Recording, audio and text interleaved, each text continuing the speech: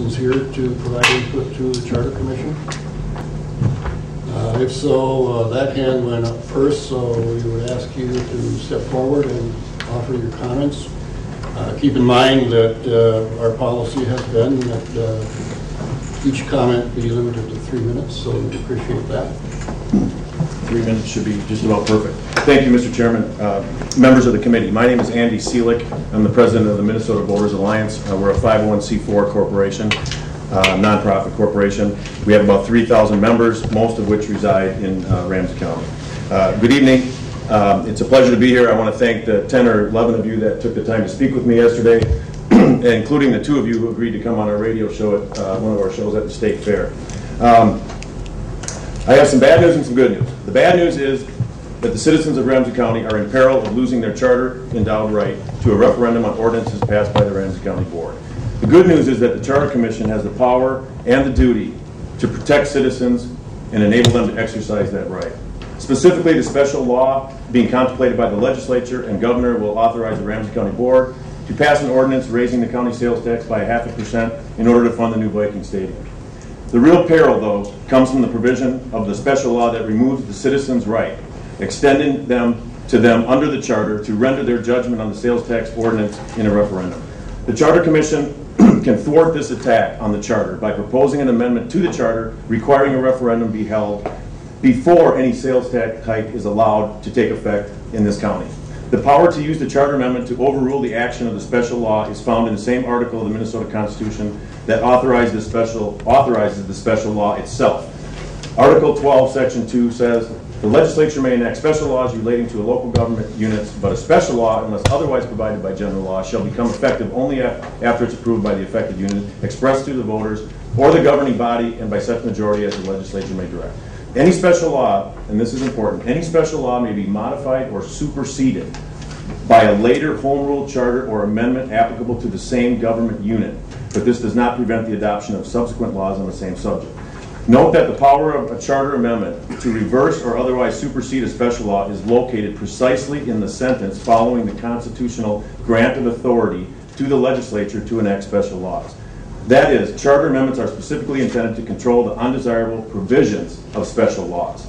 The memorandum distributed to each commissioner covers additional details of the process involved.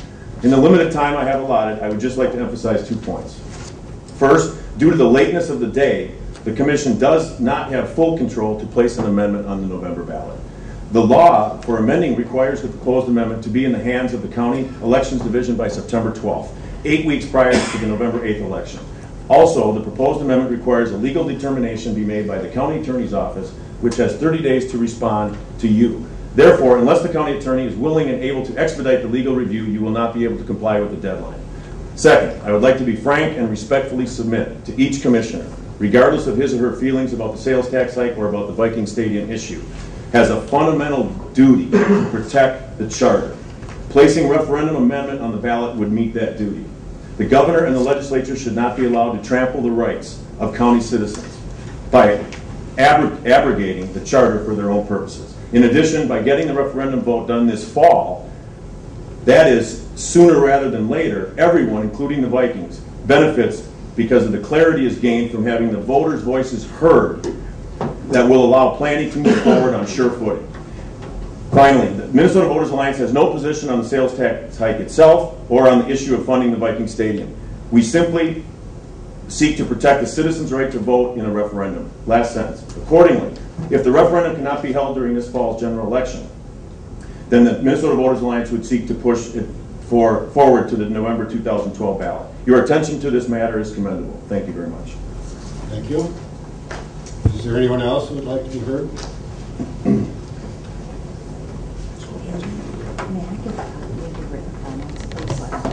Let's see, somebody else with this group? I'm not. I saw no other hands at the moment. Mr. Chairman, I'd like to present a proposed amendment to the charter. Tracks the topic of the proposed expenditure by the county commission of, let me find the bond. Excuse me, would you provide your name for the record, please? Oh, sorry, yeah. I'm so used to coming to your meetings, I forgot to do that. Greg Copeland. I live in St. Paul, 612 East Cook Avenue. Ramsey County Commissioners are proposing a 674, well, let's round it off, $675 million levy, a bond issue rather. And you know, your meeting last month, well, no, it wasn't last month. You had power outage last month. It was June. I came to that meeting with this very document, and as you can see, I left the June date on there because I was troubled by one of the resolutions language that you adopted, and I forget whether this was the first or the second one, but it says in the body there, it says, there's no known effort to circumvent the Ramsey County Charter by denying the citizens of Ramsey County the right to submit a county board approved ordinance to a vote of the people by referendum as guaranteed by the charter. Well, you know, I read that, but before that I read the county's language in their agreement that they signed off on. On page 5 of their 12-page agreement back in May, it says the county agrees to take action. This is the agreement with the Vikings, sorry. The county agrees to take action at the county board level as soon as reasonably and legally possible. The county shall take immediate steps to draft an agreed upon ordinance for resolution approving the county's revenue source subject to legislative approval. And they also talk about an exemption from state debt and bond limitations in that same section. On page 10 of that agreement, it says specifically, on page 10, item F, no referendum, it's in bold. The authority shall, no referendum shall be required for the county to issue bonds or levy the aforementioned taxes to pay the bonds. $675 million over 30 years, proposed to be retired at this point by a sales tax levy. You know, you folks made some good votes last time. You voted on 2 resolutions, and one of the newspapers thought you'd split the baby. Well, I don't think you did. I think what you said was, you know, we want the charter to be protected. In terms of the status that it has to protect taxpayers. And you also indicated that the charter commissioners, you folks here tonight, don't make public policy. Well, nothing wrong there. But I think what we have is a county commission that is seeking, in fact, to make public policy, which is contrary to this charter. In the charter, there's a section on taxation and bonding. The amendment that I prepared, and I'm not an attorney, you got one that, you got a whole slew of them. I'm surprised I only got one here tonight. Usually there's 2 or 3. But anyway, there's a section in there on bonding, 9.05. And it's pretty open-ended. Basically, the county commissioners are given a free hand, levy the bonds. Instead of looking at this as a tax issue, as some people have, I think it's not just a tax issue. It's also a question of the county charter commission providing some protection to taxpayers about levying $675 million worth of bonds. And currently, we don't have that protection. And I won't walk through all the language here because you folks get to write the language. This is just something to kind of put the ball in play. And frankly, without some action by this body, I'm very concerned about what is going to transpire. Because I think the agreement that the Vikings have signed with Ramsey County, the schedule from Springstead, which the county paid for as well, tell us what the intention of the elected officials are at this point. Maybe not all of them. I understand there are not 7 votes up there for this. But at this point, your time's about up. All right. Well, but I'm just raising this as an option for you to consider to take some action, because I don't think simply sending a resolution to the county commissioners or the legislature or the governor is going to get the job done. Thank you. All right. Thank you. May I also speak? Is there anybody else that raised your hand? Okay. Oh, there's someone else before me. Please join us and state your name for the record, please.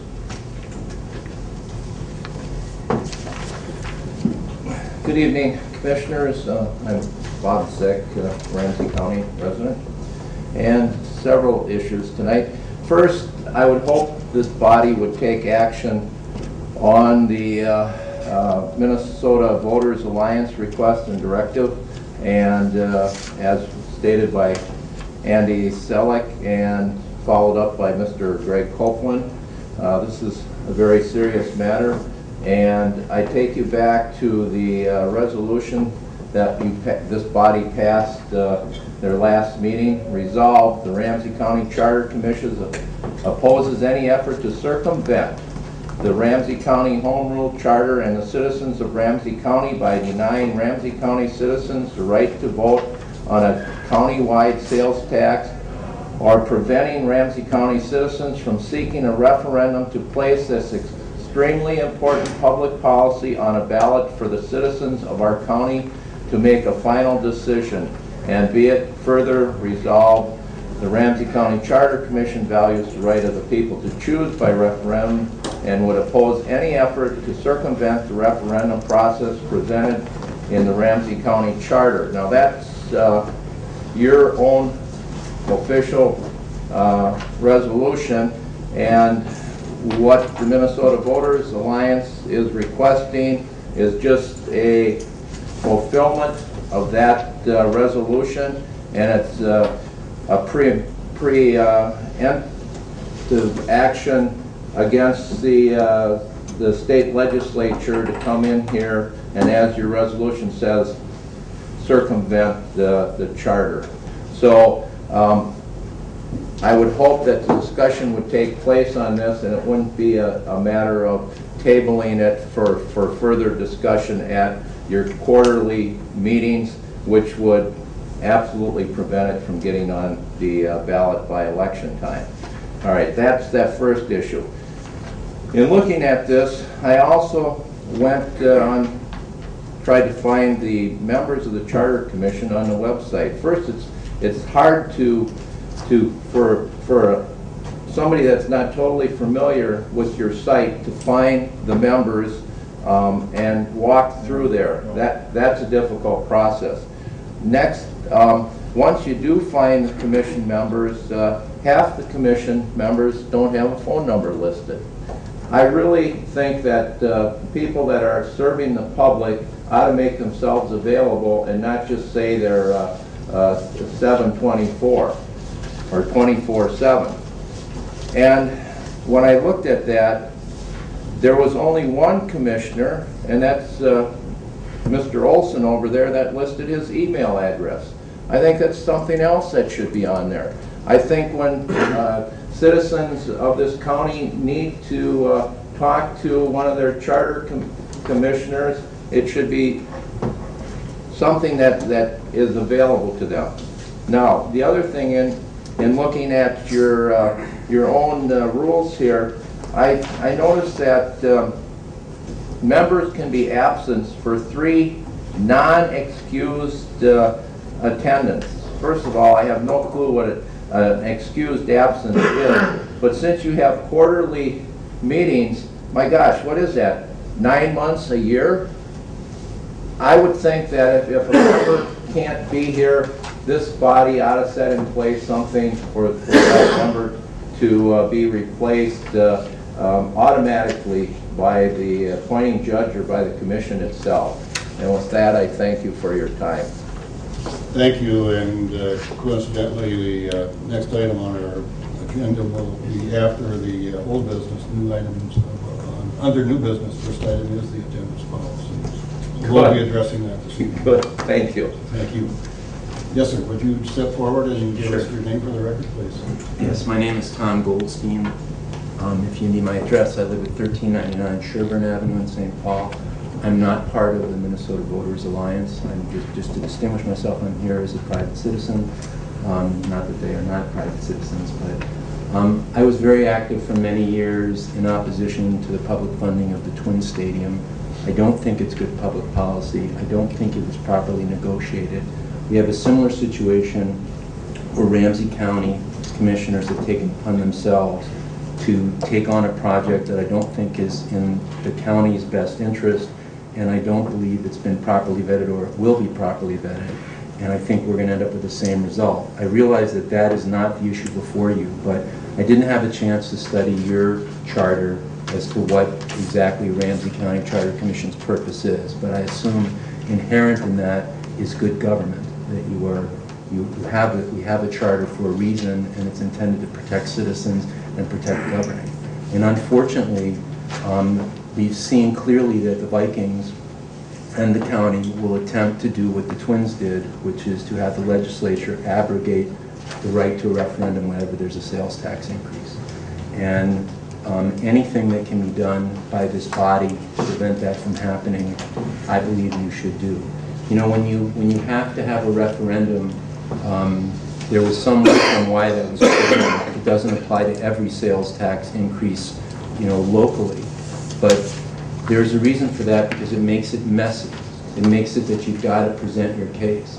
And there's a belief that this doesn't have to be debated, that it can just be decided, and that if people don't like it, they can just vote the commissioners out of office. The next election is 3.5 years from now. I think the expectation is that people have been forgotten, and even if they were voted out of office, that will not undo the harm of what saddling the county with this expense will do, not to mention the inequities. I just read how the county is going to slash several millions of dollars to balance their budget out of social services and other areas, and I think it's unconscionable to be talking about a sales tax increase for this purpose while they're in a position to basically cut things that are very important to people. So I would urge you to, I think, oppose this this amendment to prevent the state from abrogating the right of county residents to vote on this matter. Thank you. Thank you. Support. You said opposed. Support the, I'm not sure exactly, I didn't have a chance to go through the material, support the amendment so that, I have that right? Thank you. Thank you. Are there any other citizens wishing to offer a comment to the Charter Commission? If not, we'll close that item on the agenda. Mr. Holverson. Mr. Chairman, considering the presentations that have been made, I would like to offer a motion to reconsider the adoption of the agenda for the purposes of offering an amendment under item number 7 that says next regular, and I'd like to add or special meetings and change the word meetings to S. This is not to, and if there's a second to that motion, I'd like to explain it. I'll second it. Mr. Chairman, what I'd like to do is allow us for the opportunity to consider what's been said tonight. We would not take any action, so there wouldn't be a need of legal time frame as far as notifying the public, but at least we could have the discussion and the potential of holding a special meeting, talk about the implications, and then decide whether we want to hold a special meeting or not. And so that's why I moved the adoption, and I was on the affirmative side, so I moved the adoption of the reconsideration of the agenda. Another alternative would be simply add item number 6, item number 5 under agenda, under new business, and have that special meeting as a separate discussion. With your consent, Mr. Chairman, I accept that as a friendly amendment. So, a motion then would be to add a new item under new business, to reconsider the earlier approval of the agenda, to add a new item 5, which is consideration of a special meeting. Okay. Is there any further discussion on the vote to reconsider? The first vote would be to reconsider. The second then would be to amend. Any questions on the vote to reconsider? If not, all those in favor signify by saying aye. Aye. Those opposed? Motion is adopted. Now a motion to So moved. add item number 5 to the new business agenda for consideration of a special meeting discussion. Motion was made and seconded. Discussion?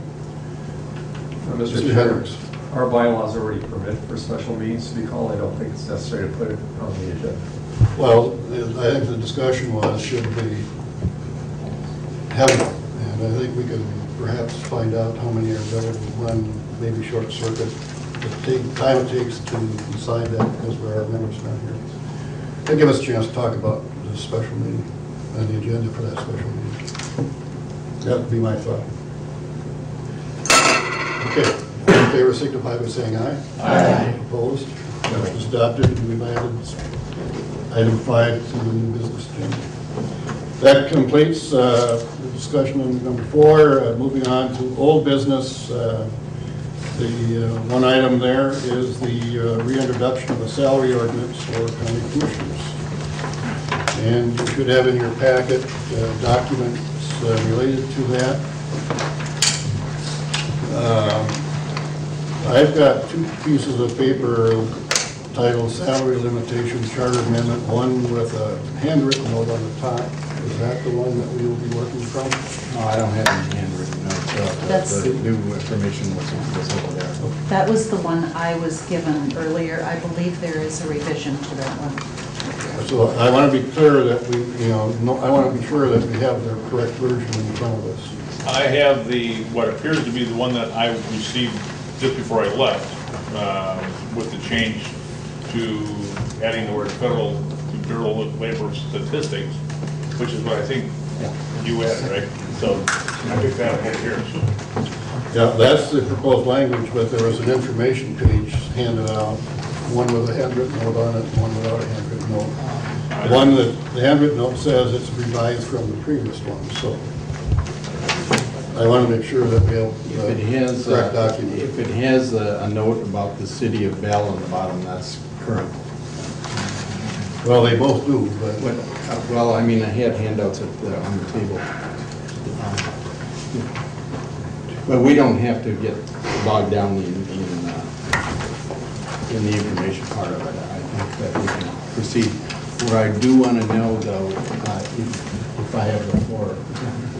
I believe this is your item, so we will yield the floor to you. I want to find out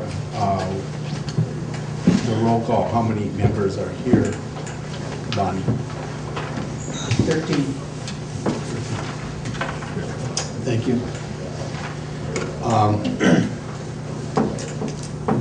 30. Oh, AL would be 13. The last time we did this, I think the vote was 6 to 5, and we didn't have, the full 17 members here, and we don't have that tonight, so I'm a little concerned about, taking a vote tonight. But I would like to introduce it and talk about the importance of this amendment. I've changed a couple of things from the last time. I won't go into the whole history, but we had a subcommittee go over these things and proposed a very similar amendment back in February of 2010, I believe. The new amendment would read, for the 2012 ballot, should the Ramsey County Home Rule Charter be amended so that a salary ordinance increasing commissioner salaries by more than 3% or more than the official consumer price index as determined by the Federal Bureau of Labor Statistics for the previous calendar year, whichever is less, shall be subject to an automatic referendum and shall not be effective until approved by a majority voting at a referendum. Now, a couple of changes from the last time is I put in the amount of 3%. And I think that it's changed from 5% because I think that, considering that we've had, continuing economic turmoil and hard times, that about as much as the public would tolerate. The other thing is that I'm trying to steer this away from being a severe partisan issue. Maybe it entailed, quite a few arguments last time, but I'm hoping that we can just totally avoid that and realize that this is our responsibility. It will prevent a scandal in the future. It's about the future. It's about doing something to empower the little guy, the Joe and Jill that isn't, politically connected, but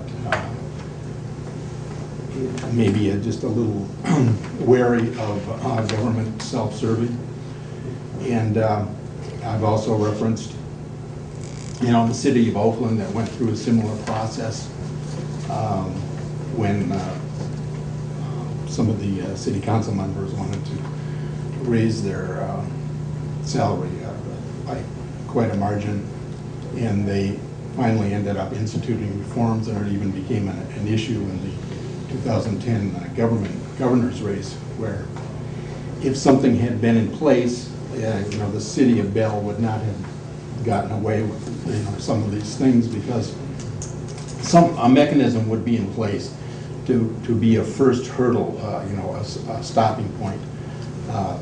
You know, it wouldn't actually prevent, you know, a large increase, but it would have been a first stop. We can do that. Right now, the commissioners have nothing to stop them from giving them, you know, doubling their salary or doing whatever they want in June of each year. And this would do that. It's our responsibility. They're not going to take it up. And I also want you to keep in mind that it's for the future. It's for any personalities that might be commissioner in the future. It's not just these, if you happen to particularly like these commissioners. This is just, I'd say, good government. It's sunshine and vitamin C. It's not anything we should be, you know, get into World War I trench warfare over. So I would hope it would, you'd sell yourself on this, and I don't have to make any tremendous sales speech on this. And, I respect each one of you in your judgment, but I would hope you see the value in this, in putting something in the charter that would prevent a future scandal. Thanks. I'm not necessarily calling for a vote right now because I don't think we have enough. Well, the motion is not on the floor yet, so we're having debate before a motion is made, so we'll see how the discussion goes. Mr. Perez had his hand up. Is this by year or by term? How is that? Each year. Each year? The commissioners meet in, I think, June, and they decide what their salary is going to be, or their salary increase. And I think 2 years ago they said it was 2%. In 2008 it was, I think for 2007, coming for 2008 it was 25%. 2003, 20%. I think this year they passed. They didn't do anything. I think they just kind of. Did they decide that? Is this going to be automatic, or is this going to be something they decide? No, they decided. So they would trigger this situation. In other words, this amendment would have to be passed by the voters in 2012. Then there'd be a change. If they wanted, they could still, you know, give themselves a 10% or a 25% raise, but then the voters would kick in and have to approve that. I have one suggestion for a correction. The Bureau of Labor Statistics is called the U.S. Bureau of Labor Statistics. We might as well make it correct. Actually, it's the United States Bureau of Labor Statistics, but they go by U.S. And the second question is probably from Mr. Crothers. When we do a referendum in Ramsey County, is it the majority of voting or the majority of those voting in favor, or voting on the issue? It is, Mr. Chairman, it is, first of all, it's 51% because the Charter Commission is tied to the statute that originally set out requirements to pass the charter, and it's 51%. Let me just, I always have to double check to make sure I give it to you correctly, but I believe it's 51. Mr. Crothers, we would need 51% to pass this. The question related to this is the referendum that would be automatic if the county commissioners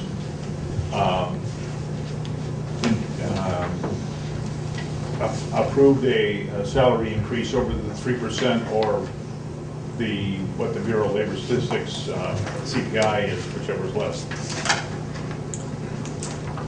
Well, can I just, Just take if I your can first just question first. finish, it's 51% of the votes cast on the proposition. So if somebody votes and they do not vote on the proposition, they are not counted as a no vote. Correct. For the charter amendment. Right. So it's the yeas and nays, you know, the problem with the state constitution is that it's of those casting ballots in the whole election. Right, but that, the reason I asked the question is we're talking about, the language says majority voting at a referendum. You have 100,000 people coming and casting a ballot at an election, but only 50,000 cast on that referendum. What numbers are we using? I'm referring to the specifics of the referendum in case this amendment passes. I want to make sure if we choose to put it to a ballot, I want to make sure that we aren't putting ourselves in a... In other words, should the word at a referendum be changed to on a referendum? I don't know how referendums are passed in Ramsey County. Is it a majority of those voting on the referendum or a majority of those casting a ballot? I want to make sure we've got that. Mr. Chairman, well, it would, again, it's tied to the language of the original adoption of the charter, and that was laid out in statute. So the statute says 51% of the votes cast on the proposition. Now, this is kind of an amalgam because this calls for a charter amendment, but then it says basically that each time that there's this increase that's greater than the percentage, there would have to be a referendum. So it's kind of an amalgam. So it's amending the charter, but then it's also calling for a referendum. So so it's unusual because I'm not aware of any other provision in the charter that would call for a direct automatic referendum. You know, normally you can have a referendum, you can challenge an ordinance and call for a referendum on the ordinance, but this sets up an automatic referendum, and it's not challenging the ordinance, it's calling for an automatic referendum. So it's kind of it's a little bit different type of situation than normally the Ramsey County Charter is subject to. Point of order, Mr. Chairman. Mr. Alverson. I agree that we probably need to conform anything with what the charter says in the state law, but so far there's not a motion before us. And it looks like there's kind of an attempt to correct it right now. And so my point of order, Mr. Chairman, I don't think we should be discussing something that isn't until I have a motion before us.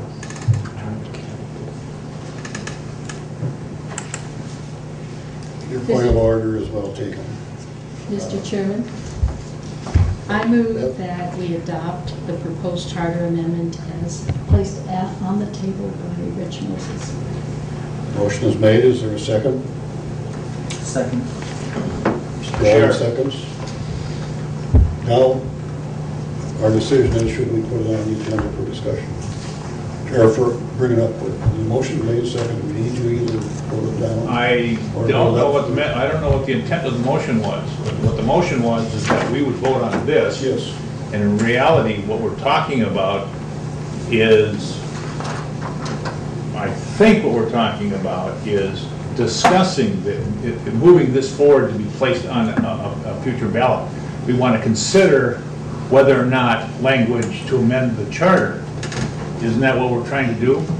This is language that we can't adopt. We can adopt this as stuff that's going to go on the ballot. We haven't made the decision it's going to go on the ballot yet. And My intent of the motion was to place it on the table for discussion. okay. That's the motion. Mr. Chairman, point of order. Mr. Alderson. And I apologize for this, but if I remember correctly, we have voted on this issue. When you say that the last vote was 6 to 5 in favor. And so the reason why I'm asking that is I think we're actually talking about a motion to reconsider. And in that case, a person has to be on the prevailing side. So my point of order would be to check to see if the motion maker and the second were on the prevailing side, which is no. My understanding is that our chairman discussed that matter with the attorney, and I would ask if he would report what the outcome of that discussion was. Mr. Chairman, I don't believe that this is something that requires a motion to reconsider. The reason being that this is a new commission. You had your annual meeting. The membership is substantially different. And I would say also under Robert's rules, the reconsideration, I think, is a very technical thing, and it talks about at that meeting, or if it's something, if the body continues to sit continuously. And here that meeting is long since ended. And so for a number of reasons, I do not believe that this requires the reconsideration. Mr. Chairman, I'd like to withdraw my point of order. Thank you. We have then before us a motion and a second to approve the draft of the amendment proposed as presented. We're open for discussion. Can I make a few comments? I mean, I'm willing to, just make a few changes to the wording so that satisfies. So are you moving to amend? I'm willing to amend the wording to satisfy Mr. Prado's questions, changing the word federal to U.S. and then adding the, instead of approved by a majority, voting in a referendum by a 51% majority voting at a referendum. Is there a second to the amendment? Second.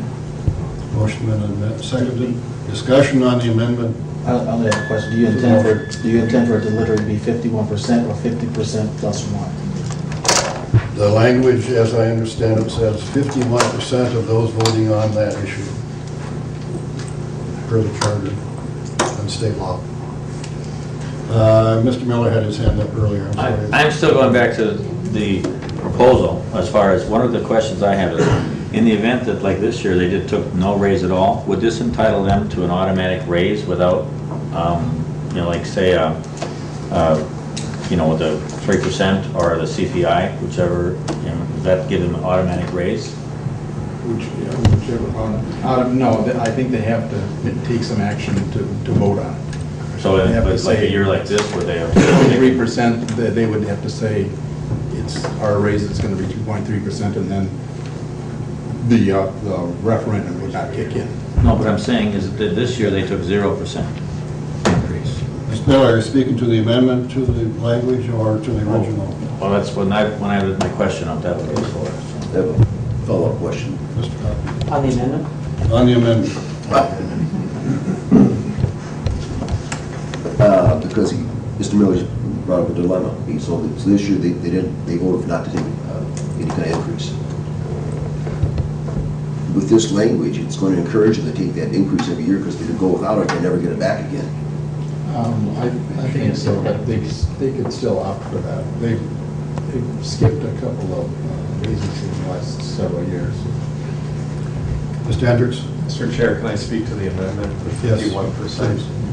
Section 8.06 of the charter, the last sentence on page 18 of my version says, the ordinance shall not become operative until a majority of those voting on the ordinance vote in its favor. The majority is more than, or is 50% plus 1, the way I read it, not 51%.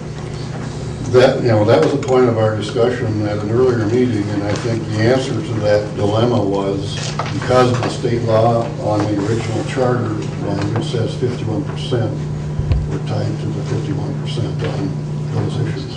Is that correct? Well, it's, what makes, Mr. Chairman, what makes this an unusual thing is, as I said, this is an amalgam of, this is both a charter amendment and a referendum. And so normally under the charter, you know, you can propose a charter amendment, and that requires 51%, okay? Because it's tied to the state law of those voting on the proposition. But then there is, as pointed out, there's the referendum provision, and that speaks of a majority of those voting on the ordinance in its favor.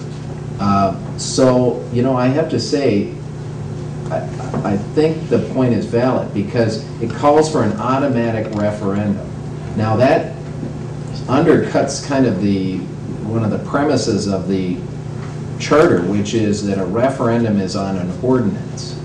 You know, normally that's how the referendum process would occur, is that there's you know, an ordinance is passed and then it's subject to a referendum. But this is calling for an automatic referendum. And so I suppose you could say that the referendum would be subject to a majority of those voting. But I do want to point out that it just changes quite a bit the normal referendum process that's contained in the charter, because normally it's tied to an ordinance. And now I have to think to myself, is a salary have to be adopted by ordinance, or can it be done by resolution? By ordinance. Okay. Well, then I think that it does make sense. I think it could say that a majority of those voting on the ordinance. But it would have to be, the adoption of this would have to still be by 51%. So sorry to be vacillating here, but it's just, as I say, it's an amalgam, so that's what kind of threw me off here a bit. So the original language, voting at a referendum, is okay? Yeah, I think it is okay. So that's a good point, Peter. I appreciate your, Mr. Hendricks, I appreciate you bringing that up. Before Mr. Berry and Mr. Fado, does that suggest that, well, we can't, I don't want to get into amending amendments. Well, do we need to still amend some of the wording here? The putting in the U.S. in that part of it, yes. And 51% still goes in? No. I think we can just, Mr. Chairman, I think we can just stick with the original language on a majority. All right.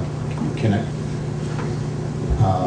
I put forth a motion to change the word federal to The author US? can withdraw his amendment, and rather than get amending the amendments to the amendment, withdraw your amendment to the proposed change, and then offer your new amendment. Okay, I withdraw the amendment and offer a new one saying that we only want to change the word federal to U.S. and U period S period. Thank you. Does the seconder agree? I'll second. It wasn't moved on that one. It doesn't. Okay. All right, we're back to the original language with the exception that we're looking at changing the federal to U.S. Further discussion?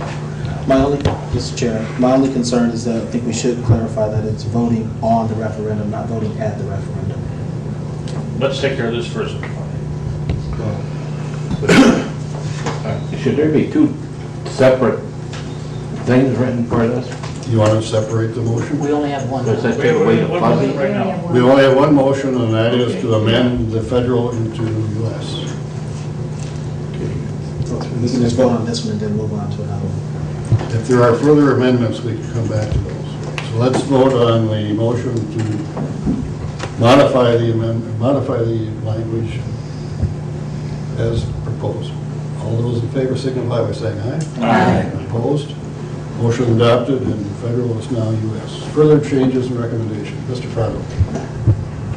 I'm still uncomfortable with how that last sentence reads, and I'm wondering if we just said approved by voters according to law would solve all problems related to that, or applicable law maybe.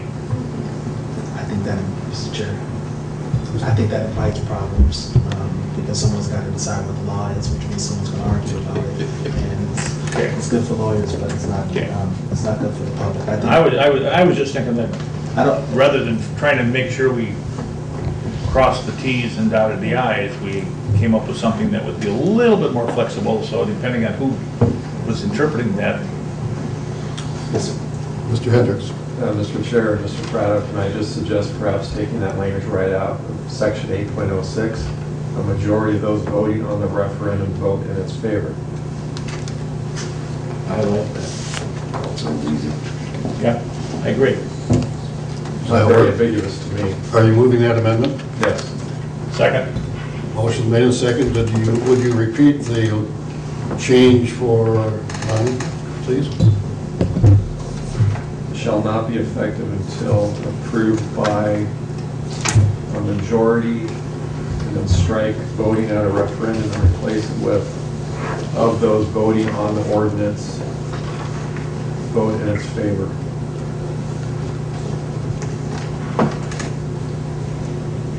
What were the last few words, please, Peter? Yeah, Mr. Chairman, could you have him repeat that? I didn't follow it. Would you repeat the change, please? And if this doesn't make sense, Can I make yeah, go ahead. Can I Rob. make a suggestion Yes. to you? That you strike the words "and" in the next to last sentence and the whole last sentence. So it should, the end of the sentence shall be subject to an automatic referendum, period. Would that be, okay? So then the rules applying to the referendum would apply. Does that do it for you? Sure. I second his amendment. The motion has been made and seconded to strike all of those words after automatic referendum. Is that correct? Yeah. Yes. Discussion on the amendment? Only to be clear, the rules applying to referendum require that any ordinance that's subject to a referendum shall not become effective until. Is that right? Is my understanding of that? That's right. That's correct. Further questions or comments? If not, all those in favor of the amendment, please signify by saying aye. Aye. Opposed, motion is carried, and we now have the ordinance itself. Are there any further amendments to draft as amended? Is the author willing to put it to a vote, or would you like it tabled for discussion and action at our next meeting? It's a tough call. Your call. Yeah, I'd like it tabled for the next meeting. So you're making a motion to table? I'm making a motion to Second. table. Motion made and seconded to table the language consideration to our next regular meeting. All those in favor signify by saying aye. Discussion? Opposed? Motion is carried. Yeah, for Motion table. to table is not available. All right, moving along. We move to new business and discussion on a proposed attendance policy. Does everybody have a copy of that language? Is the green copy that we got at our last meeting still the operable version? Yes, it is. I'm a little confused, Mr. Chair. I have on my agenda number 1, attendance policy, number 2, amendment to the bylaws. Oh, I'm sorry. Oh, yeah, you're right. Which of those two is my, see, here I have agenda item 6.2 written on here by your clerk. So, Yeah, I think I had that question too. Are they the same item or are they different? Mr. Chair, the chair who is absent did also have some bylaw changes that he was going to bring up. Okay, so those were number 2. I believe so. And this item was brought to us at the last meeting, and so I assume that was item number 1. And we'll find out if the chair gets here for those other amendments. All right, let's take care of the language proposed for the charter consideration relative to attendance. And Unexcused absence thereof. Thank you, Mr. Chair. I first brought this up at the May meeting, and at that time there was some discussion by some of the members as to I think we reached a consensus that we wanted Mr. Carruthers to look into the point that I'm trying to make with this amendment, where it says the chief judge shall remove a member, and if Mr. Carruthers found anything that about whether the commission can put such language directing the judge to do anything. And Mr. Carruthers, do you have anything to help us on this? Mr. Chairman and members, the charter itself in section 11 says that a 17-member standing Ramsey County Charter Commission shall be appointed by the district court. So it says appointed. Then the Constitution of the state has a language says the legislature may require may provide for their appointment by judges of the district court. So that's in Article Roman numeral 12, Section 5, under charter commissions. So the legislature may provide for their appointment by judges of the district court. It does not speak to the issue about may the district court remove members. Now, I did do some research on this. I couldn't find any clear-cut rule. But I have to say that, to me, this is create problems, I would think, because for the commission in a bylaw to try to direct a district court to do something just seems like it's maybe pushing the envelope of your power, particularly via bylaws. So, to me, that does not seem the best approach. I think you're asking for legal problems with that, and I think you're asking for a court to say, hey, I don't have the, first of all, you can't make me do this. Number two is I don't know that, I think a court may well say I don't think I have the power to do this, notwithstanding your bylaws. So I think you'd be kind of begging legal problems if you were to enact this language.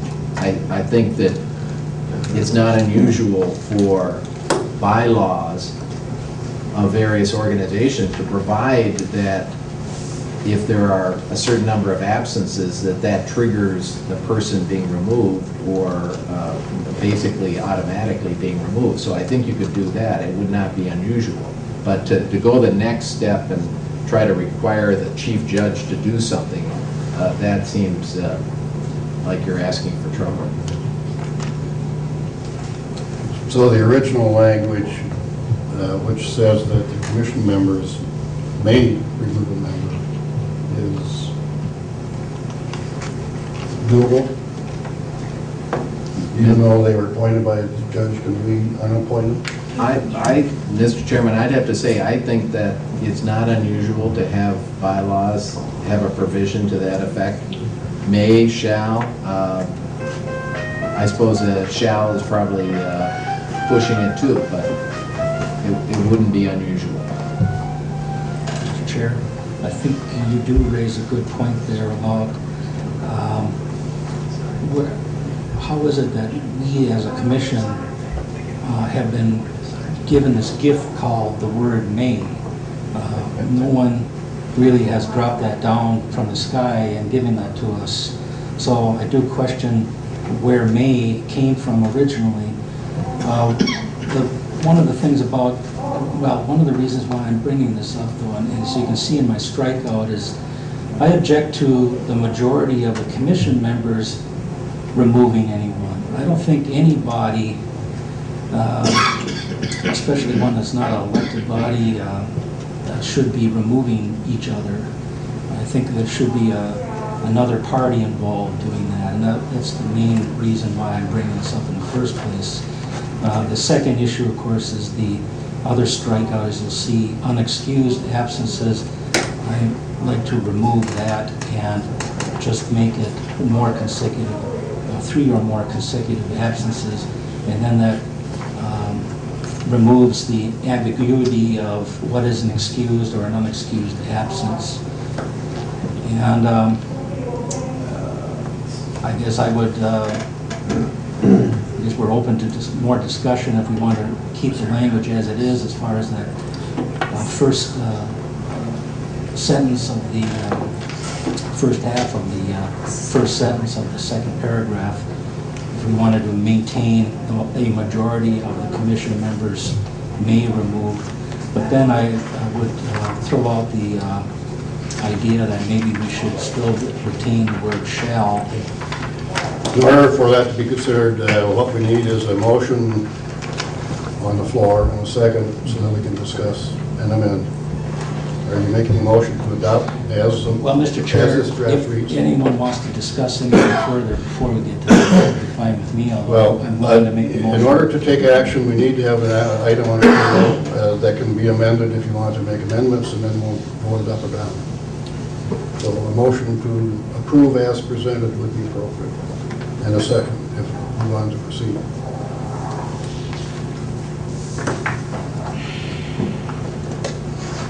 The simplest, if you want us to discuss and amend, the simple motion to put this on the floor and a second, then we can make adopt amendments if you'd like to change what's there. Yes, I would like to make some amendments to. Then the appropriate action would be to move the approval of this document. The motion has been made. Is there a second? Second. Motion is made, second, to consider the Ramsey County Charter Commission bylaw change as proposed. Point of order. I'm not sure what he's moving. Is he moving a previous a motion, or is he moving his motion with his amendments in it? I understood that Mr. Brown made the motion to adopt the package or the proposal that's written in front of you, and that was seconded. So the motion to be seconded is now open for discussion. And if somebody would like to change the language, they would need to amend the language as presented. Would the author like to make changes? Yes, I would. Could you state those changes, please, and make a motion to amend? I would like to make a motion that on the second paragraph, the strikeout, a majority of the commission members be retained. The chief judge, that will be stricken. And the strikeout may will stay in place as a strikeout, and the word shall be put in place as it reads, so that that sentence will read, a majority of the commission members shall remove a member from the commission if the member has 3 or more consecutive absences from regularly scheduled commission meetings. Is there a second to the motion to amend? Second. Motion made, seconded. Discussion on the amendment? Beth? I really think that we're asking for a little bit more problems than we want. I think we could easily say, shall request the removal, which again begs who can remove a member. But I don't think a majority of this body should do that. I think it's a request to someone else to do that. Those who are appointed should remove them. I also think that just using unexcused absences opens up another whole can of worms. Is that the only reason we would ask for removal? What if somebody is out there bad-mouthing or doing something that is detrimental to the commission? Should that not also be a reason for the commission to be removed? So I think, you know, this whole thing is just too escapulated to really do a good move or a good vote on it, in my estimation. And then if we did do this, it would have to require a written notice of some kind, and who's going to do that and how. I mean, there's like a 4-step process. You don't just call somebody up and say, hey, you missed 3 meetings, you're off. I mean, you just don't do that. So while the intent might be very good, I think it needs a whole lot more fleshing out before it comes to a vote. Further discussion? Mr. Hendricks? Mr. Chair, I would advocate voting against the motion by adding the word shall. You're not giving any discretion to the Charter Commission members, and it doesn't make any sense by stating a majority of the commissioners shall remove. Well, by shall you're mandating the removal, so why keep the language of majority of the charter commission members? It doesn't make any sense. Thank you. Further discussion? Mr. Fettle? I understand the intent of the maker of the original motion to figure out a way to remove members from this commission. I've been very active on boards and other bodies that are self-perpetuating and self-electing and whatnot. Well, we don't have that provision about adding people here except through the court. Outside of the bylaws, there is no provision that I'm aware of to remove someone. I go back to my work with boards, and there may be a reason we might want to keep somebody on this body, even if they've missed 3 meetings, because there may be other work they're doing. And I think that Mr. Hendricks made the comment about the shell and whatnot. I think we should vote no about this amendment. My true feeling is that we should put something in place that raises the issue of Commissioner Fraudo missed 3 consecutive meetings, and there was no valid reason for them missing. Didn't contact the council or the commission office, etc. And then have the commission, and then force that to be on the agenda for discussion, as opposed to making that, we'll be nice about it, but I don't know how we do that. My point is, I think we need to really vote against the amendment, at least to where we're at right now. Right now, we're on the amendment to the proposed amendment, so we speak to that, okay, and then we can deal with what we have in front of us. Current motion is to retain the first struck out language, eliminate the chief judge addition, keep the shall, and keep the unexcused. That's correct. To the amendment, or proposed amendment, Mr. Brown. I'll speak against it. I don't think that the members should be removing other members from the commission. I think this is probably creating a rule, a phone call will do. At best, I think the commission can request someone to resign. I think in my previous experience in other boards, you usually get a phone call from the chair, or you make the phone call and say, hey, is your intent to stay on or not? That usually shames the person enough to tender their resignation. If that's not enough to do it, then I think we can create a process where a member can move that the body requests someone resign. I don't think we're in a legal position to remove someone who was appointed. I don't think it's seemly to do so. It could create a whole lot of personal accusations on the board. And if you have an objective standard for making a request to remove, I think that would be better. So I'm going to speak against the amendment. All right, on the amendment to the proposed amendment. Further discussion? If not, all in favor signify by saying aye. Opposed? No. The amendments do not pass. We're back to the original language. Further discussion on the original language? All in favor, then, signify by saying aye. Opposed? No. Motion to change the Charter Commission language does not prevail.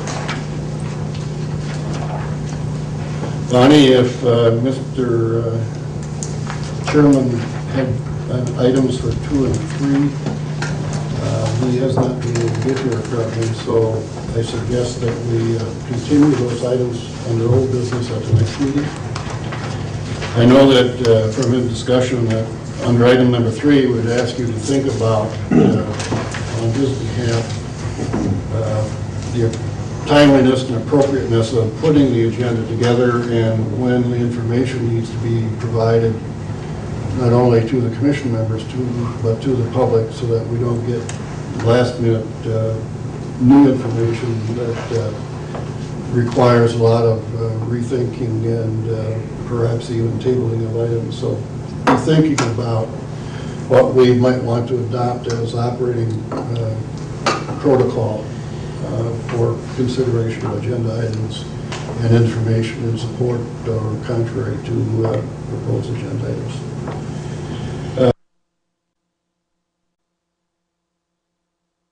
Volunteers?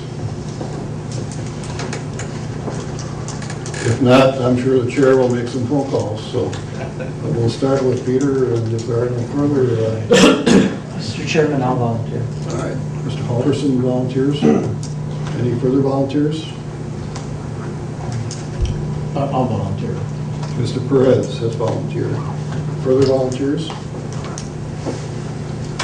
If there are no further volunteers, we'll ask the group to move to appoint those three as our nominating committee. So moved. Second. Motion is made by Mr. Coppa, seconded by Mr. Frotto. All in favor signify by saying aye. Aye. Opposed? Motion's carried.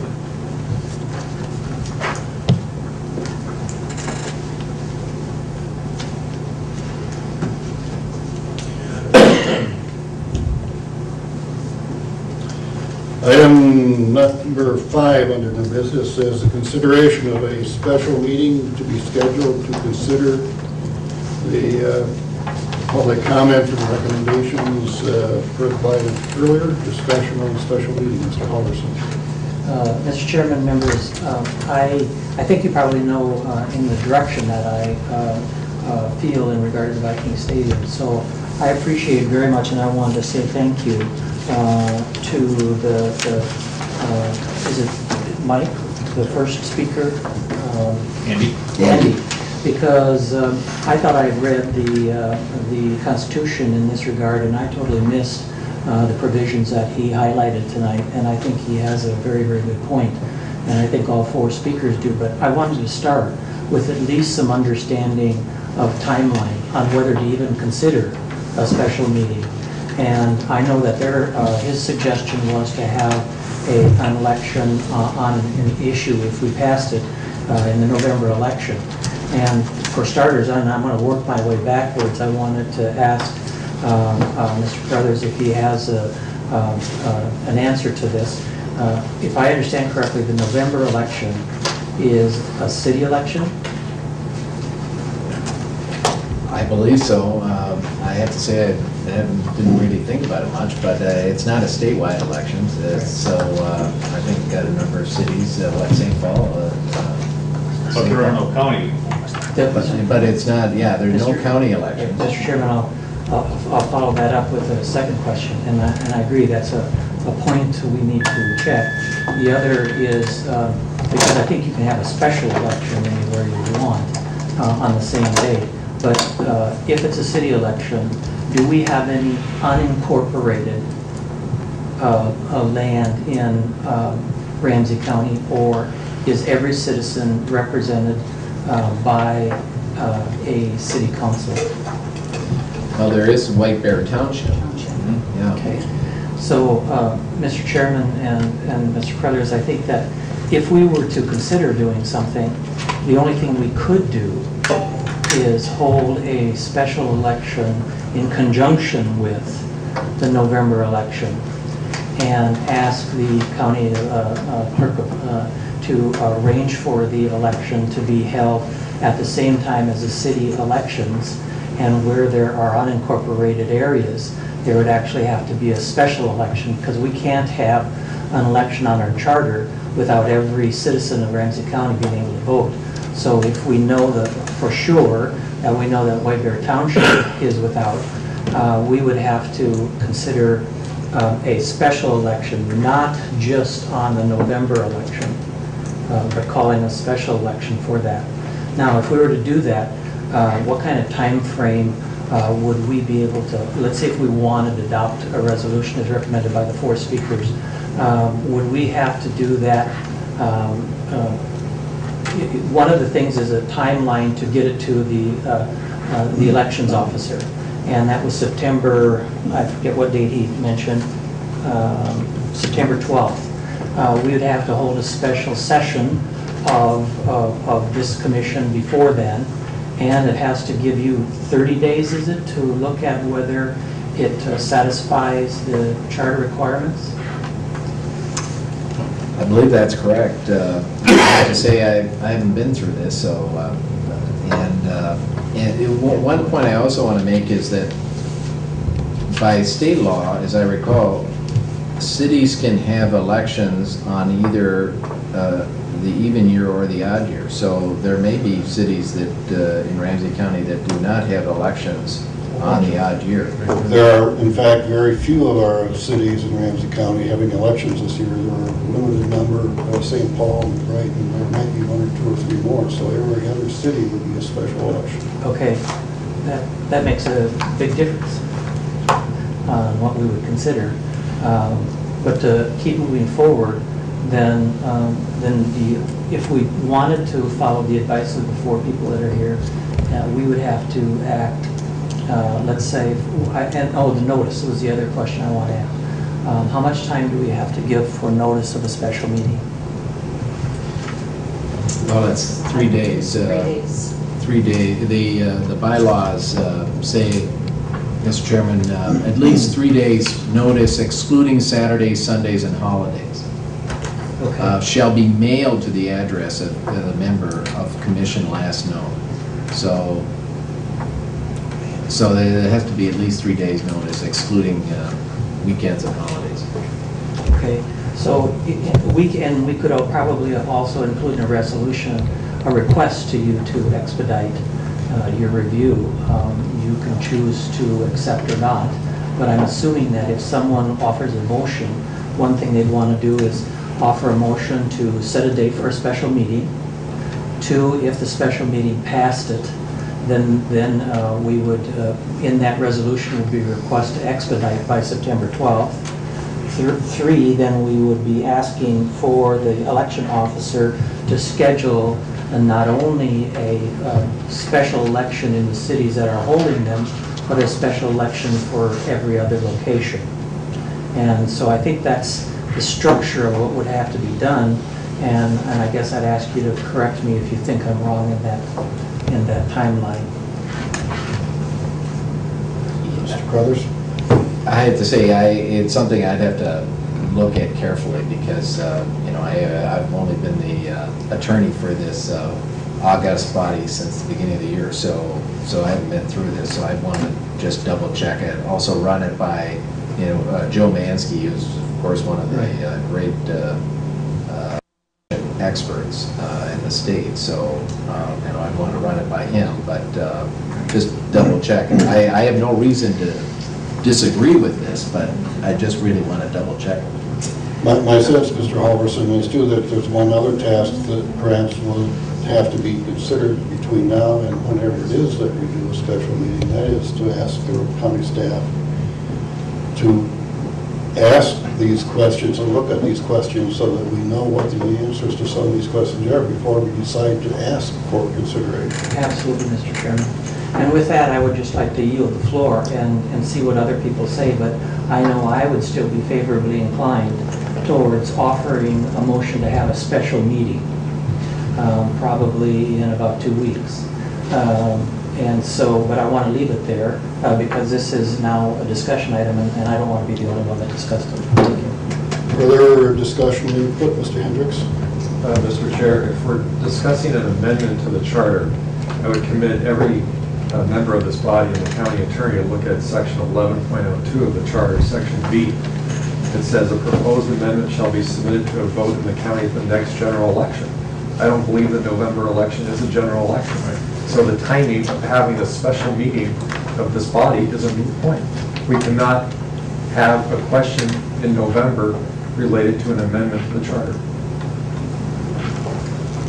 Mr. Crothers, do you concur?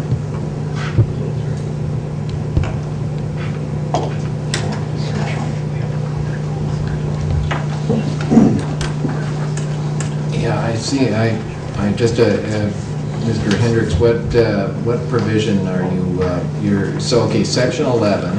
11.02 subdivision B, adoption of amendments. speaking to amendments to And the it charter. said, yeah, it says next general election. It does say that. I agree. Mr. Chair, Mr. Brown? is there any reason why we have to, is there any reason why we can't do this, a similar referendum on the proposed ordinance as we just did with the language on the commissioner's salaries? That is to say, any ordinance or resolution passed by the Ramsey County Commission that would require essentially the same thing that the bylaws would require. And what if there's any interest in seeing this on the ballot, I think Mr. Hendrick's point is taken, but that assumes that we have to do it by a charter amendment. We may be able to affect the same outcome or discussion with whatever the folks want by doing it by referendum. Is there any reason why we can't do it that way? Well, the concern about the referendum, my understanding is that the proposed legislative action would bypass the referendum requirement, and that's one of the concerns. I think Mr. Chair should still go on the ballot and let the legislature override it and let people vote on it at the same time. It doesn't make the ballot initiative illegal, it just means it doesn't stop the county from doing it. At that point, I suspect it would simply be advisory and not controlling. Sure. But I'm not a lawyer, so I'm going to let others decide that. Mr. Hendricks, did you have a comment? Mr. Chair, I just want to point out, number one, we don't know what the legislature is proposing.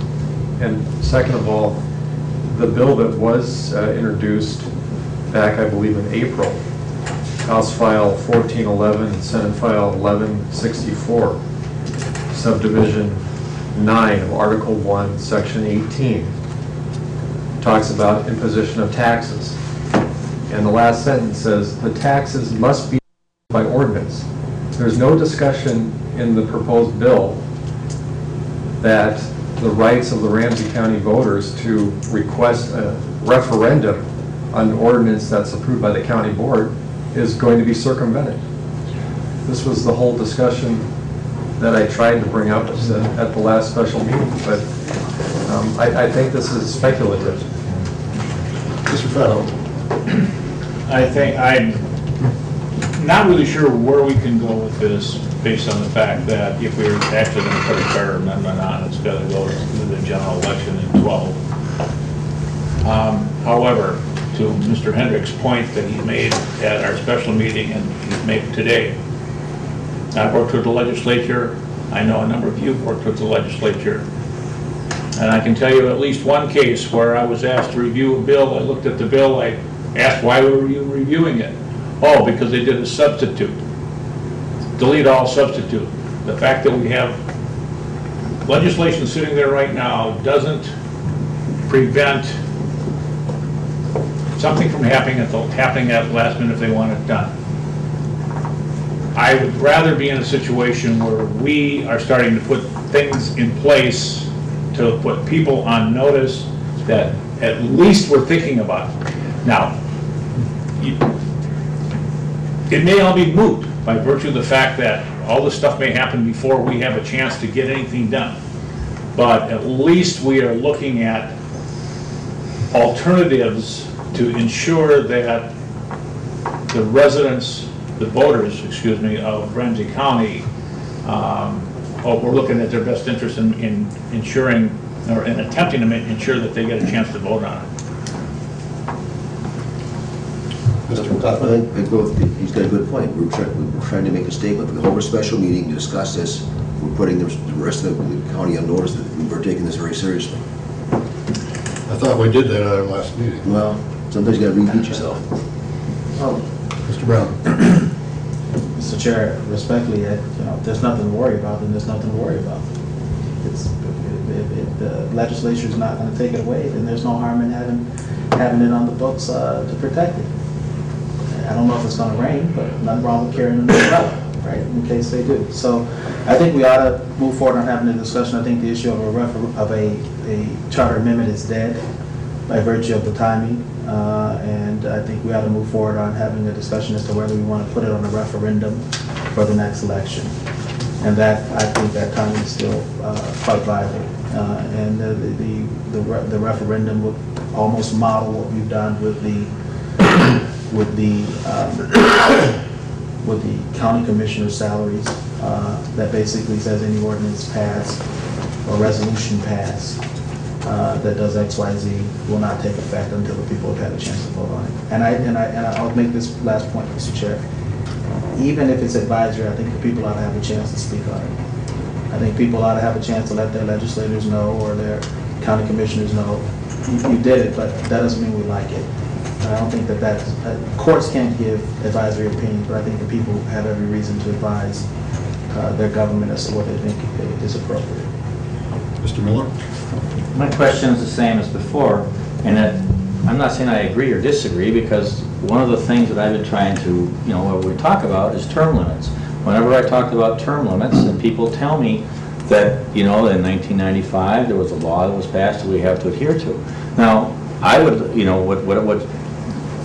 what we're speaking about here is that I would feel the same way. Why couldn't we ask the county people, or the voters, about term limits? Because what's going to happen is we kind of know the reason that the people want to vote to the public, because statistically, when you give them a vote, what happens is they're going to vote against it.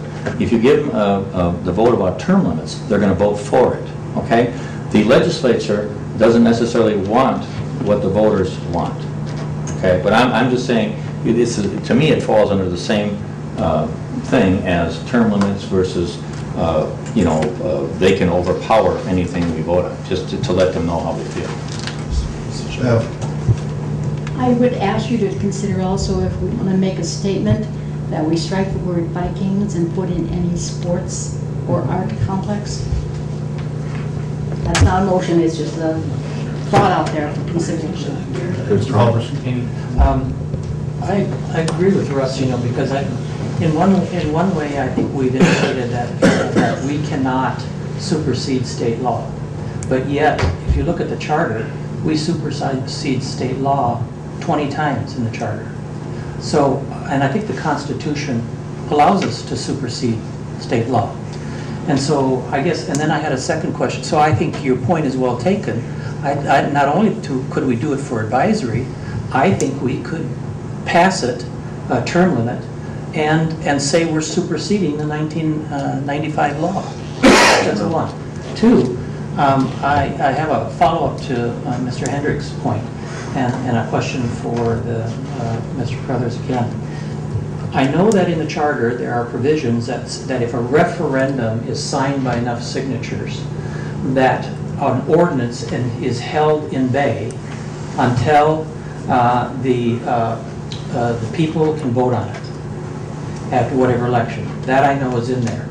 So the question is, can the assumption be the same that if we hold a special meeting and we have a majority that passes a resolution to prohibit any sales tax to be used for a professional sports stadium or ad arts, and so therefore this group has passed, let's say passed it by a majority,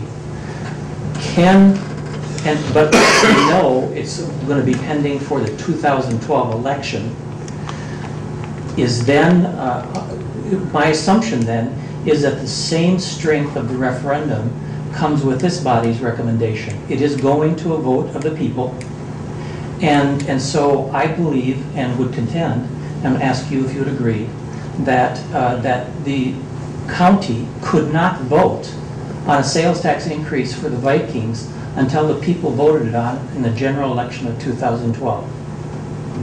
And so, and if you're uncertain of that and want to do some research, or if you're certain, I'll take that too.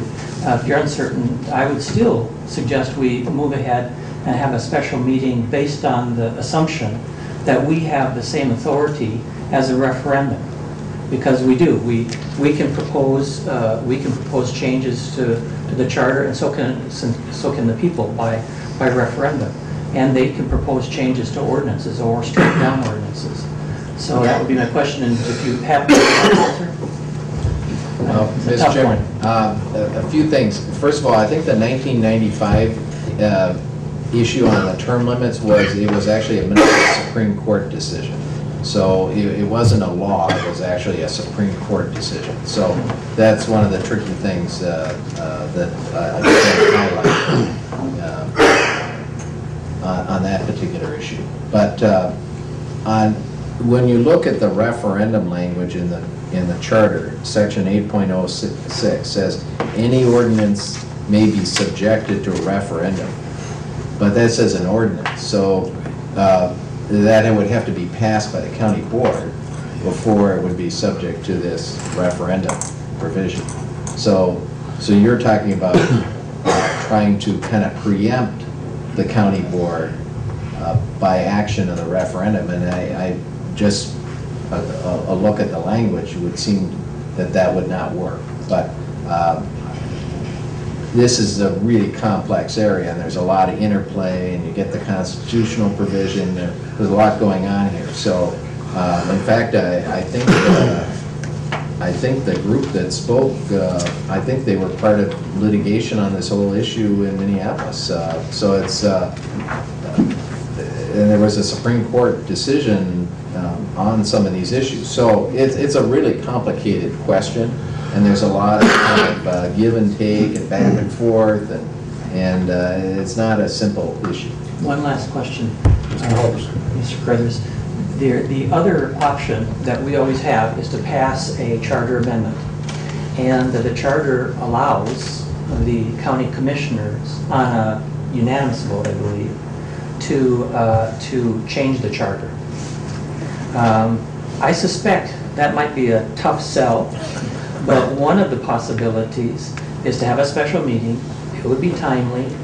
If we passed it and it's going on the general election in 2012, we could also have a request to the county commissioners to vote on making it part of the charter before as soon as possible. And I would suggest that I would like to see that vote, even if it isn't 7-0. I know I would like to see that vote, and I would like to see the people of Ramsey County know what their vote is on protecting the charter. And I would like very much to see that vote before any agreement or a special session is called. So if for no other reason, I think we might want to consider doing this after your research, if there is no other alternative, to consider doing it, to send it to the commission, to ask them to vote on it and encourage them to pass it 7-0. Mr. Can I just quickly comment? There is precedent from the county attorney's office that the provision about the county board adopting the change is restricted to fairly minor provisions. That I think the opinion of the county attorney's office was that would undercut the whole referendum or the vote provision if the county board could just adopt every proposed charter amendment. So I believe that and it's referenced a number of times in some of the minutes that I've read from prior commission meetings. So I mentioned that. Thank you. Mr. Hendricks. Mr. Chair, Mr. Carruthers succinctly pointed out the point I was going to make, and if you look at the August 16, 1990 position paper, it speaks to the intent of lesser amendments to be possibly made by the county board, but lesser amendments. And I don't know that we would consider this a lesser amendment. I don't think so. Sure, why not? Mr. Chair, a question for Mr. Carruthers. Is there any reason why a referendum couldn't go on the next ballot election? I understand that the charter says that a amendment must be voted on in the general election. Is there any reason why a referendum can't go on the next ballot? Well, Mr. Chairman, again, the language, section 8.06, first sentence, any ordinance may be subject to referendum by a petition filed within 45 days after its publication. So it'd have to be an ordinance. Certainly. But then, if there were an ordinance adopted, then it would be subject to referendum if there were a petition filed with sufficient votes? Well, sufficient signatures. What I'm getting at is, I'm lost as to why the referendum can't go on the ballot. Just essentially mirroring what we've done with the county commissioner salaries that we'll discuss in the upcoming meetings, that essentially says if you pass this, it will then be an ordinance. The ordinance is now in place. That ordinance is automatically subject to a referendum. Why couldn't we do the same thing as opposed to waiting for the next general election for a charter amendment? Mr. Chairman, I wouldn't say you couldn't, but on the other hand, I wouldn't say you could because it's a chicken and egg type situation. There's back and forth. I mean, what you're talking about is potentially overriding state statute. And then you get into a complex issue about what predominates, the charter or state statute. That's a complex issue. I need more clarification on that point because I'm lost on the issue. We just agreed that it was acceptable in the context of the commissioner's salaries, in which if the commission, the commissioners on Ramsey County Commission pass an ordinance to increase their salary, then that particular ordinance is subject to an automatic referendum. We're doing the exact same thing in this case. If the commission would do XYZ for a professional or arts program, then that would be automatically subject to a referendum before it would take effect. To me, they're parallel, and I'm lost as to why they're different. Well, Mr. Chairman, my understanding, the reason that we're having this discussion is because of the anticipated action, possible action, that the legislature would say that a sales tax can be done without a referendum. And so then that's why I'm saying it becomes a very complicated question about what predominates at that point. Because then you've got a charter provision that may be contrary to what the legislature has passed, and then it's kind of which predominates, and it becomes very complicated.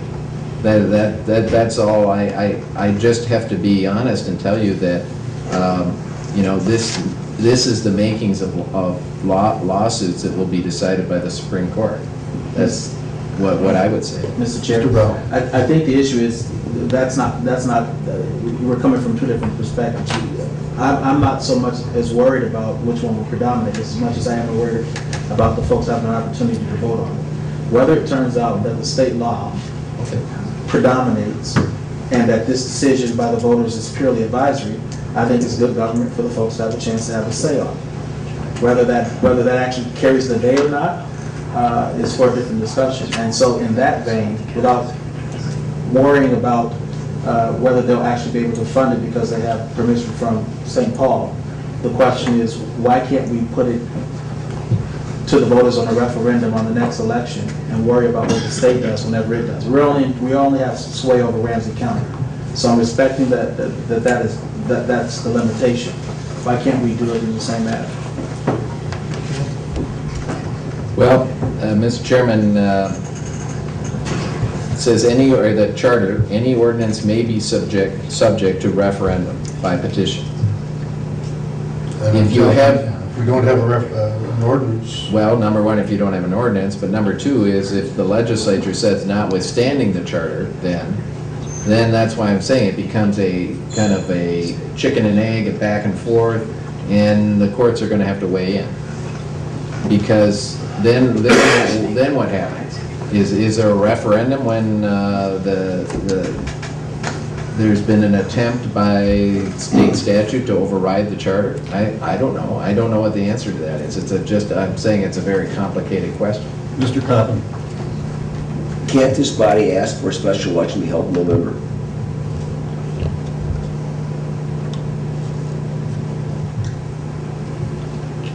This body can ask for anything. Well, I'm just saying, I mean...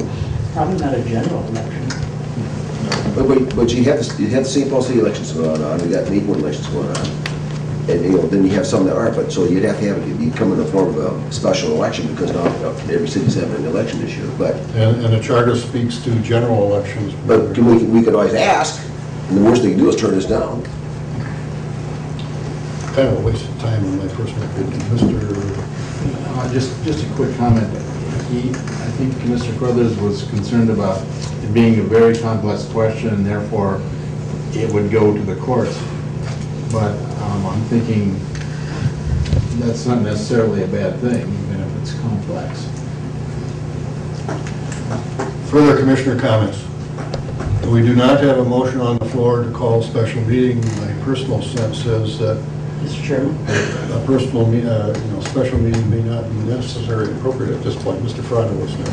Mr. Chair, the fact that we don't know how many municipalities within Ramsey County are holding an election sort of throws somewhat of a monkey wrench into this whole thing. If we knew that everything but White Bear Township wasn't holding an election, then we're talking about a very small additional cost. But we're talking about a significant cost with something that might be nebulous at best as to whether or not legally we can do something. I'm not sure if, until we get something definitive that says we can use a referendum piece prior to the passing of an ordinance. I don't know if we're spinning our wheels. Having a special meeting makes sense to me, so we can get all the stuff detailed. The real question is whenever we have this special meeting, how much time is it going to take to research and whatnot? We're already at the middle of August. We have until the 21st of September to get everything and all the ducks in a row. The 12th of September, so we've got less than a month to do this, in addition to at least one special meeting. Whether we can be able to resolve anything, I don't know.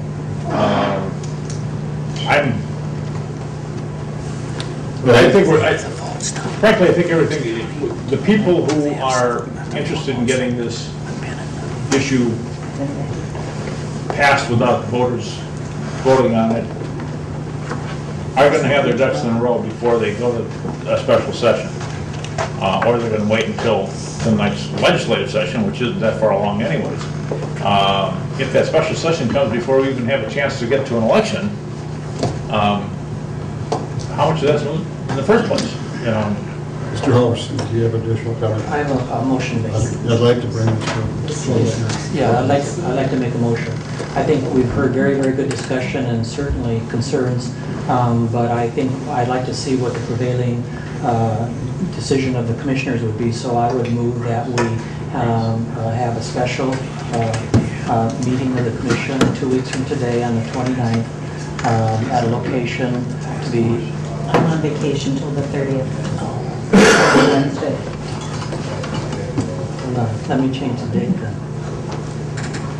So, and I need Well, 3 days. While you're sorting that out, Andy, did you have a quick? Yes, I have one question. I appreciate everything the member said. If something does get submitted to the county attorney and they do deem that the words general election is a prohibitor or a game stopper, my thought, and it would be just as effective, if this body says we're going to vote on a charter amendment to go on the 2012 ballot, and I think there's a time period of when that can be turned in. I think it's probably sometime in March.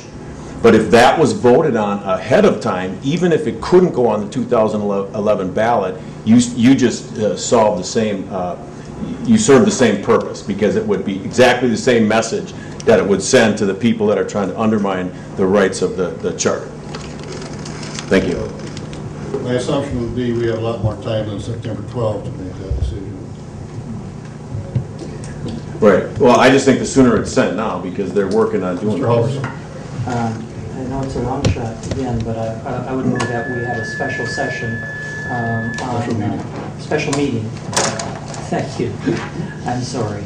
On Wednesday, August 31st of this month, and that the only agenda item would be for possible consideration of a charter amendment to prohibit the use of Ramsey County sales tax for a professional sports stadium. Motion has been made. Is there a second? Second. Motion has been made and seconded. Mr. Halverson, Mr. Proctor. Mr. Chair, Discussion? the only problem I have with the motion is that it says charter amendment, and we may find out the charter referendum is the appropriate method. I think if we just keep it to the general discussion, we may find out from council that there's other means of accomplishing what needs to, whatever the desire is. So I would amend it. I would move to amend your motion, or ask you to amend your own, so that it just refers to the general topic as opposed to charter amendment. That would be acceptable to me. I'll take that as a friendly amendment. It's okay Yep, with the That's second. fine. All right. So the motion on the floor is a special meeting on August 31st at a time and place to be arranged for consideration of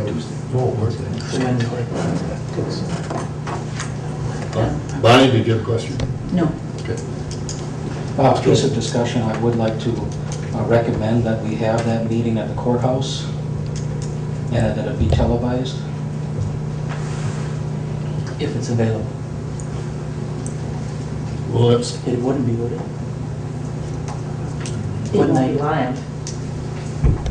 Won't be live. Well, still, you made the recommendation. And we'll take that under advisement. We'll make the, pass that information to the chair for this consideration. Mr. Hendricks.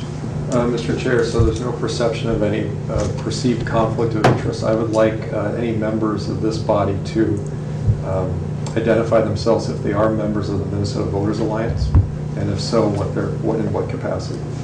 So the commission members? Yes. I am not. I think that's a bit. Directly? Mr. Chair. Mr. Chair. Come on. Right, if you got a conflict, you have an ethical duty to disclose your conflict. I don't think we should pick our organization. Anybody here a member of the ACLU? Well, let's not do this. Let's not do this. Moving right along. If you have a conflict, I would assume that you would do the right thing and let staff or the chair know. Mr. Chair, if we're talking about conflicts, let's make sure we talk about both sides.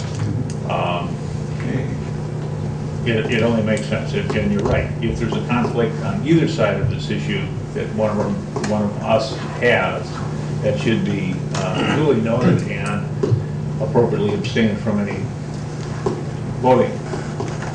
financial Vikings.